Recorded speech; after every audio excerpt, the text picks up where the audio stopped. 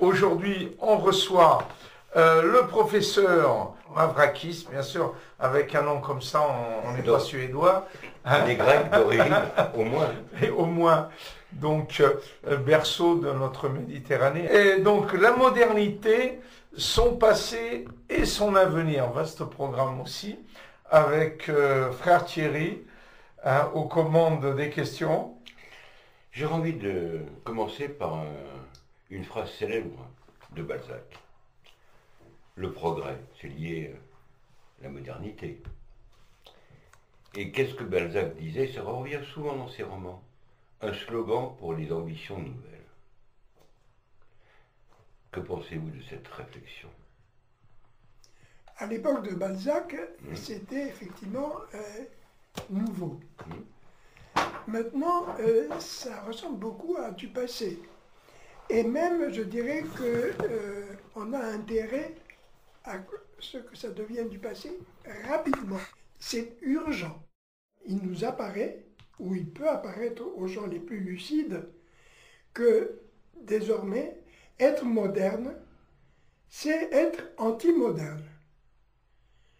Le modernisme est un courant qui, comme vous venez de l'indiquer, correspond à une pensée qui remonte à la première moitié du XIXe siècle. On peut même voir peut-être des prolégomènes avant. Avant, On peut bien penser sûr. par exemple en littérature, en France, la querelle des anciens des modernes.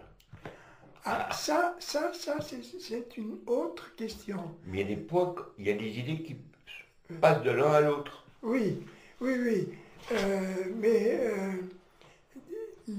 La querelle des anciens et des modernes correspond à une conjoncture historique particulière qui est celle du règne de Louis XIV. Alors que la modernité moderne, pourrait-on dire, c'est celle qui apparaît avant la Révolution française et qui se poursuit par la suite, à savoir avec Condorcet, précisément. À partir donc de ce moment-là, on est dans une situation totalement différente de celle de Perrault, qui était le grand champion des modernes. Et il s'agit désormais d'une problématique très différente. Les modernes de l'époque de Louis XIV disaient que les écrivains, notamment les dramaturges, Racine, Corneille, étaient, ou encore Boileau, l'art poétique, etc., étaient égaux ou même supérieurs Aux anciens. Aux anciens. C'est-à-dire, vous avez par exemple un lord anglais qui a éduqué son fils et qui est devenu un théoricien de l'éducation à cette occasion, qui disait qui disait à son fils précisément que la Henriade de Voltaire était supérieure à la Énéide de Virgile et que l'Énéide était supérieure à Homère. Voilà. Donc le progrès, c'est de gravir des marches qui nous conduisent de plus en plus haut. Aujourd'hui, les gens de goût et de discernement diront le contraire. Ils diront qu'Homère est supérieur à Virgile et Virgile est très supérieur à Voltaire. Marquez, les grands écrivains du grand siècle reconnaissaient la supériorité des anciens. Absolument. Sur les modernes. Autrement dit, ceux-là même, tels que Racine, qui étaient portés au nu par les modernes, eux n'étaient pas modernes. Et il se trouve qu'ils étaient de bons connaisseurs. Racine lisait les tragédies grecques dans le texte et les traduisait au fur et à mesure. Donc eux savaient de quoi ils parlaient. Alors que Perrault, etc., étaient des gens d'une ignorance crasse. Et c'était donc de mauvais champions de la modernité. De la modernité. Alors venons à aujourd'hui. Que constatez-vous? Eh bien, aujourd'hui, on constate que dans l'esprit des gens, même les moins avertis, les choses se sont inversées. Désormais, on est tenté de penser que cette idole qu'est le progrès, qui est l'idole de l'époque moderne précisément, eh bien, c'est précisément une idole. Ou une menace. Une menace tellement pressante, nous pouvons la décrire aujourd'hui, que nous sommes sommés de changer de cap au prix de notre survie. Oui, alors vous faites allusion, entre autres, à la crise dite écologique. Exactement. Alors, ce qui est curieux, la République dite troisième, la Troisième République, s'était construite sur le mythe du progrès et de la raison. Bon. Aujourd'hui, on a peur du progrès, du moins sur certains de ses aspects, tout en ne sachant pas y réagir vraiment. On peut penser, par exemple, au progrès de certaines sciences qu'on applique, par exemple la manipulation, la désinformation. Ça fait des progrès vertigineux. Mais en même temps, peur de l'avenir, d'où ce qu'ont réussi à imposer certaines ONG, le thème de la mesure de précaution. Justement, aujourd'hui, l'ultramodernisme, qui était au XIXe siècle un courant déjà important, et qui a été étudié notamment par Antoine Compagnon, cet antimodernisme a été remplacé par un autre, qui est celui qui critique le progrès, justement le progrès en tant qu'idole. C'est-à-dire, on place tous nos espoirs sur le progrès technique. Sur le progrès technique et qui est censé nous apporter l'abondance. Donc il y a là une promesse de bonheur qui vient prendre la place de la promesse du salut chrétien. Ce qui est curieux, dans les mythologies anciennes, on voyait le paradis terrestre au début de l'humanité. Aujourd'hui, les utopistes le voient demain. Il y a une inversion. Mais les utopistes du progrès aujourd'hui ne se contentent pas de considérer, d'examiner l'avenir prochain. Ils considèrent que toute l'histoire est faite justement d'un processus qui engendre l'abondance, c'est une abondance quantitative. Donc, et une abondance illimitée. C'est l'illimitation qui est la caractéristique du progrès tel qu'il se présente aujourd'hui. On sait désormais qu'on ne peut pas continuer sur la même voie. Parce que déjà, nous consumons 3 ou 4 fois ce que peut produire la Terre. Donc vous croyez par exemple que les courants écologistes remettent en question la modernité? Ils remettent en question la modernité et ils remettent surtout en question quelque chose qui est considéré implicitement comme un tabou, comme un interdit. Ils mettent en question tout simplement l'ordre social qui règne sur l'humanité aujourd'hui. Donc, c'est le capitalisme qui est remis en cause. C'est le capitalisme qui s'oppose à toute mesure qui pourrait nous sauver. Alors, nous sauver, ce sont des mots délicats à employer, parce que c'est théoriquement pour les fins dernières, le salut temporel. Bon, pourquoi pas. Mais je vais vous poser une question comme ça, à côté. Mais ne pourrait-on pas dire que cette société globale, ou ce gros village global qui est en train de se constituer, d'émerger, est le fruit d'une mutation du communisme et du capitalisme? Le communisme n'existe plus aujourd'hui. Non, mais est-ce qu'il n'a pas muté? Oui, à quel signe le reconnaissez-vous?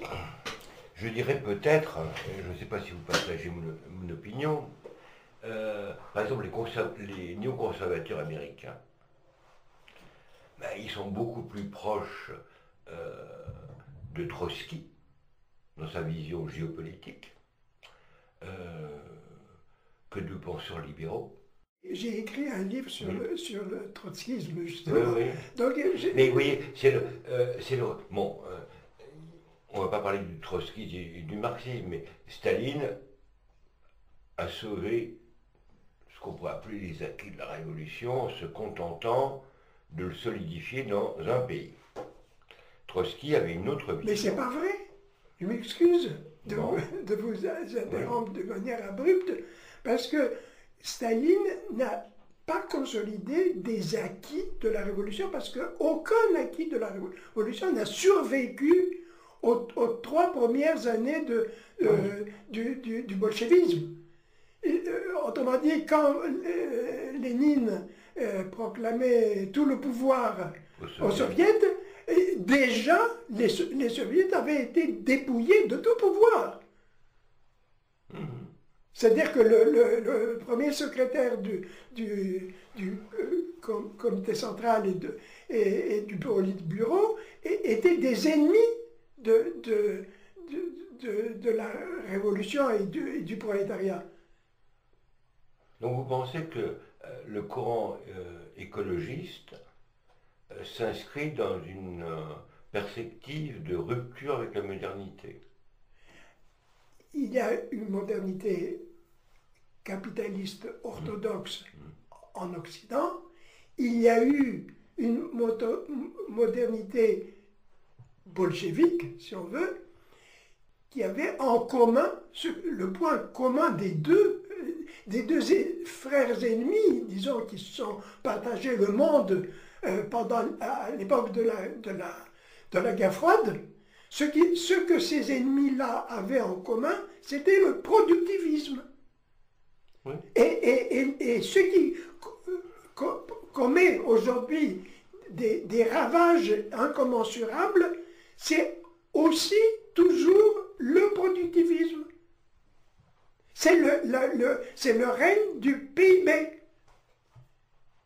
qui est une imposture, précisément. C'est une promesse qui est une imposture. Alors quel signe ou quelle lueur d'espoir voyez-vous de notre monde actuel? Eh bien, pour le moment, je n'en vois aucun. Sauf des mouvements qui partent des racines, c'est ceux qui sont, c'est finalement ceux qui sont les plus pauvres, les plus démunis. C'est d'eux que pourrait peut-être venir le salut. Apparemment, c'est un monde qui cherche à s'unifier, à effacer les frontières. Ça, c'est le mondialisme. Oui, le mondialisme. Donc c'est sous le règne du grand capital que ça se fait. Mais pas uniquement. Regardez, par exemple, les altermondialistes sont apparemment opposés aux mondialistes. Mais concrètement, si on regarde l'ONU et les ONG, mais il y a une sorte de partage du travail. Les politiques ont les grandes structures et les ONG une sorte de conscience. Gère les dégâts. Voilà. Mais ça, je suis tout à fait d'accord avec vous, évidemment. Et qu'il y ait une complicité objective dont le résultat, me semble-t-il, et la remise en cause, bien sûr, de nos patries, de nos passés, puisqu'il faut tous les mélanger, les métisser. Donc vous êtes contre le mondialisme? Ah, bien sûr. Voilà. Parce qu'il s'agit de sauver ou de préserver notre dignité, notre indépendance. Et peu importe le choix politique qu'on fait, il faut avoir disons, être capable d'aiguiser, de forger son jugement. Mais ce qui est le plus grave, me semble-t-il, que cette postmodernité peut arriver à quoi? Mais à la disparition de l'humanité ou de l'anthropologie classique. Hein. Qu'est-ce que le fondement du droit? On est très loin de Cicéron, d'une notion de droit abstraite. C'est le désir immédiat qui est source de droit légitime et opposable au tiers. Hein. Demain, si je décide que mon chat, je sais pas, est mon héritier ou que sais-je, peut-être ça passera. Il y a bien des fous qui ont fait de leur cheval un consul. Oui, vous voulez parler de Caligula qui a nommé consul son cheval. Oui.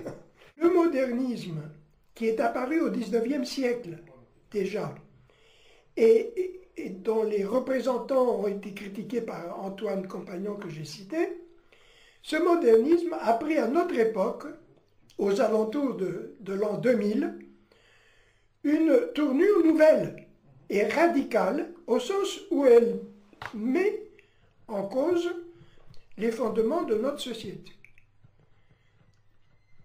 Depuis plusieurs siècles, on est d'accord, celle-ci, c'est-à-dire notre société, a invoqué, disons, le Dieu progrès, dont les litanies entonnaient l'éloge du PIB.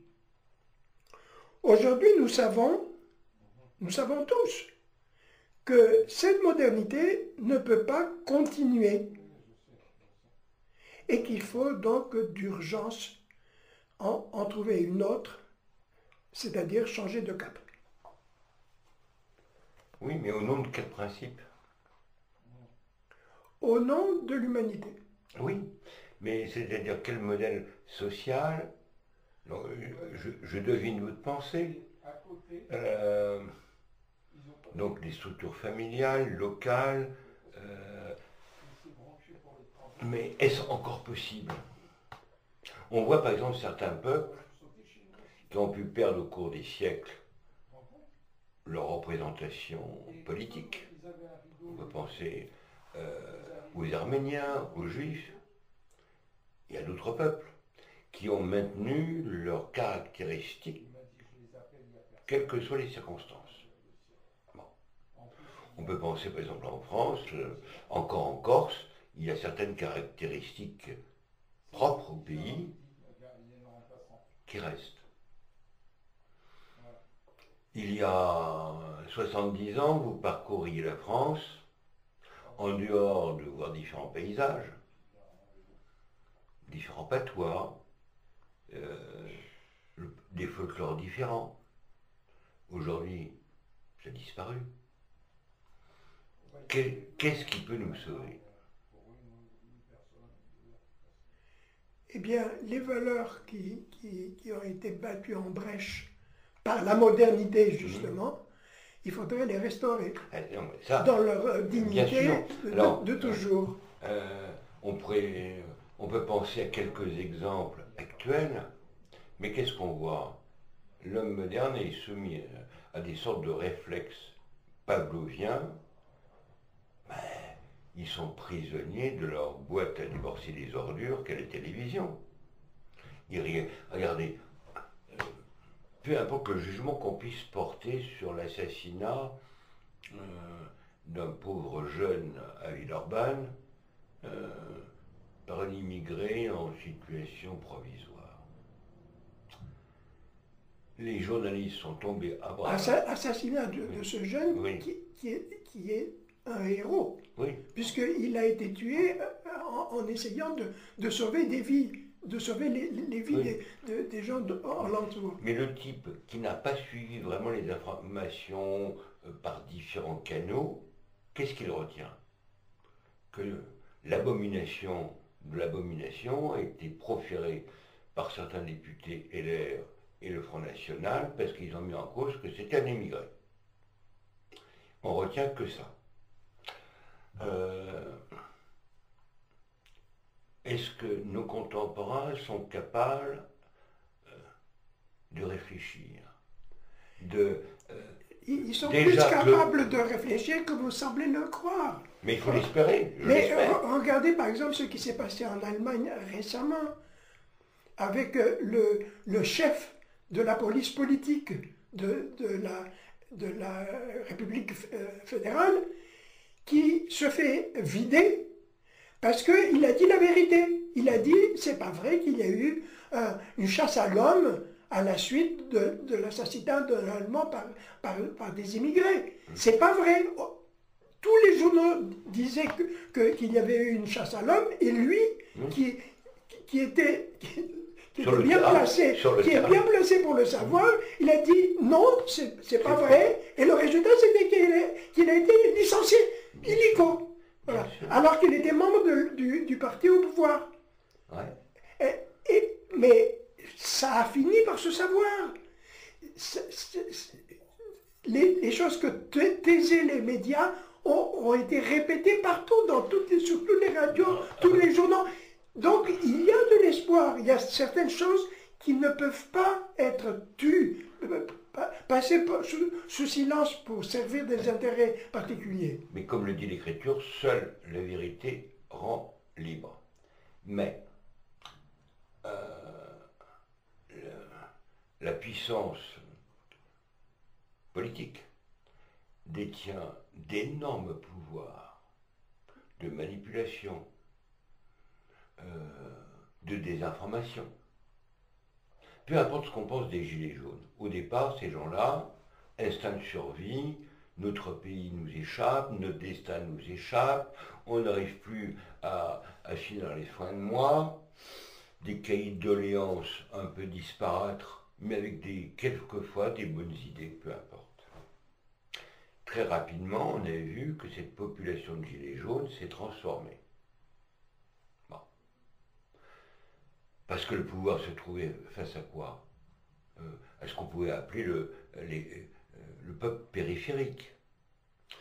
Et avec les moyens de communication actuels, c'est difficile d'avoir la maîtrise. Il n'y a pas de leader, c'est un mouvement informel. Et on voit très bien que l'oligarchie est apatride. Oui, elle a toujours été apatride. Oui, parce que le capital, il peut circuler à travers le monde, alors que les ouvriers, eux, ne peuvent pas circuler. Ça, c'est vrai. Mais on pourrait dire que c'est un phénomène encore qui s'est accentué récemment. Si on veut faire tomber les frontières, justement, parce que pour le transfert des capitaux rapidement, c'est une gêne, c'est un obstacle. Donc l'État, dans le sens traditionnel du terme, est un obstacle. Comment? Est un obstacle. Donc à qui? Disons, à ces flux de capitaux. Disons, on voit très bien que si De Gaulle disait que la politique ne se décrète pas à la bourse, aujourd'hui, Google ou certains grands banquiers ont plus de puissance qu'un chef d'État. Il ne faut pas rêver. Sauf que le chef d'État est le fondé du pouvoir de ces puissances-là. De ces gens-là. Et donc, ce qu'on peut voir, je vous demande de me dire ce que vous en pensez, c'est qu'il y a nous sommes sous l'emprise et sous le joug d'une hydre à trois têtes qui est le personnel politique, le grand capital et les médias. C'est une hydre à trois têtes parce que les uns tiennent les autres et réciproquement. Ce n'est pas trois entités indépendantes, c'est la même sur trois aspects. Alors, vous, je pense, vous aspirez à un renouveau de nos pays, de nos patries, à une sorte de renaissance. Mais c'est un travail de longue haleine. Oui, Hein. Parce que, regarde, 68, sur l'immédiat, le témoin de l'époque, oh, il a cru que c'était un gros monôme d'étudiants. De Gaulle s'en va quelques jours, il revient, une foule immense sur les Champs-Élysées, on pensait que c'était terminé. Bon. Autre idée à retenir de cette époque-là, d'un côté de la barricade, il y avait Cohn-Bendit, et de l'autre côté, Alain Madelin. Donc deux opposants. Et aujourd'hui, ils sont complices. Donc ça mène à réfléchir. La crise des Gilets jaunes était-elle prévisible? Certainement pas à telle date précise. Mais il était oui, mais évident. Un symptôme. Hein? Ça ne pouvait déboucher sur rien. Et cela, on le savait dès le début. C'est une protestation, mais une protestation, comment dire, viscérale, immédiate. Oui, instinctive. Non réfléchie. Oui. Voilà. Mais qui est liée aussi à certains phénomènes modernes de communication. Absolument. C'est pour ça qu'il n'y avait pas de leader. Bon, alors, et le pouvoir a réagi très bien, en infiltrant, en discréditant, et en décourageant ceux qui auraient pu continuer. Donc au point de vue cas d'école de technique de manipulation, c'est extraordinaire. Mais fatalement, le personnel qui gère ce genre de situation est rompu à l'expérience de Donc, ces choses. on arrive malheureusement à la fin de l'émission. Que souhaitez-vous pour nous sortir et nous débarrasser de cette hydre à trois têtes? Moi, je ne souhaite rien parce que j'ai aucun pouvoir. Donc, si je vous disais quoi que ce soit sur ce point-là, ce serait un petit peu du bavardage. Mais j'ai confiance dans l'avenir, malgré tout. Et, autrement dit, je pense que le type de société dont nous avons besoin aujourd'hui va s'imposer. Ça va s'imposer de force, en quelque sorte. C'est-à-dire ceux qui s'y opposent seront balayés. Donc vous croyez en quelque sorte au réveil des peuples, comme on a pu le connaître autrefois dans l'histoire. Oui, et je crois aussi à la ruse de la raison dont parlait Hegel. Les gens qui travaillent à leur intérêt et qui s'opposent à toute transformation qui pourrait justement sauver la planète et sauver par là même l'humanité, ces gens-là, à cause de la position qui est la leur, seront éliminés par le cours de l'histoire. Fatalement, je veux dire, il y a des tas de choses qui vont surgir et qui sont nouvelles, des choses auxquelles on ne s'attend pas. Et c'est ce que nous enseigne l'histoire, et donc je pense on peut compter là-dessus, comment on le voit déjà aujourd'hui. C'est-à-dire aujourd'hui, par exemple, le sentiment écologiste, pour être très bref, il se répand. Il se répand malgré le fait que l'écologie s'est discréditée elle-même. C'est-à-dire le pire, c'est que depuis des décennies, les écologistes travaillent contre l'écologie. Mais eux aussi seront balayés, précisément, parce que on va s'en apercevoir. On est en train de s'en apercevoir. On est en train de s'apercevoir que le gouvernement et l'opposition écologiste et l'opposition autre chose, pas écologiste, peu importe, Sont complices. sont complices et travaillent la main dans la main pour empêcher qu'on fasse quoi que ce soit pour arrêter la catastrophe que nous annonce l'Apocalypse. Oui, parce qu'on est, on pourrait dire, dans un combat apocalyptique. Absolument. Et Brudon-Latour, par exemple, a dit à propos de la jeune suédoise, Qui est devenue une idole. voilà, il a dit que c'est une figure apocalyptique. Mais qui, dans les médias officiels, ne doit pas être écornée. Hein, regardez, le pauvre Sarkozy a un peu ironisé, sans l'attaquer sur le fond. Tout de suite, il a été agonie d'injures. Curieux. Ah oui, alors, oui, je vois ce que vous voulez dire, mais il serait naïf de compter sur la jeune Suédoise pour diriger politiquement un mouvement. Non, mais c'est un produit marketing. Ce serait naïf, c'est un produit marketing, mais dont le succès est significatif, malgré tout. Parce que ça répond à une demande du peuple, tout simplement. Et quand je dis le peuple, je dis le peuple de tous les pays à travers la Terre. Donc si je vous comprends bien, vous gardez espoir, ou l'espérance. Oui, et l'espérance, elle est basée sur quelque chose qui est Oui. en haut. Qui a été chanté par Peggy. Hein. Oui, exactement. Et ce qu'il nous faudrait, c'est l'apparition de vraies élites, de vrais hommes d'État, hommes d'Église. Mais ils sont là peut-être, on ne les voit pas, mais ils sont là, quelque part.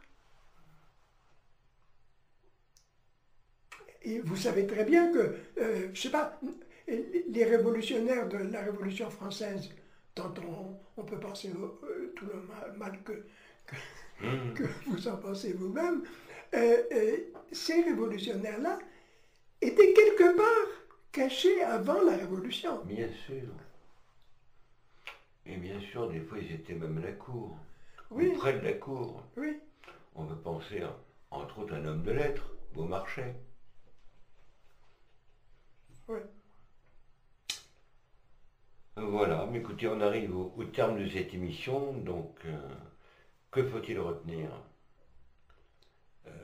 Une situation dans laquelle nous vivons qui est quand même, qui nous invite à être sur nos gardes, à prendre conscience de la gravité des temps, mais en même temps garder espoir. Et saisir toutes les occasions qui pourraient se présenter. Et qui, en fait, seraient envoyées d'en haut. Encore faut-il mériter. Il ne s'agit pas de faire des prières incantatoires pour espérer un miracle si nous-mêmes nous détournons du droit chemin. Oui, mais c'est ça le problème. C'est pas une question de miracle. Il y a un passage d'un psaume de David qui dit « Ô mon âme, repose-toi en Dieu, parce que c'est à lui qu'est suspendue mon espérance. » Mais écoutez, on va se quitter sur ces paroles. Et j'espère vous revoir bientôt à ce micro.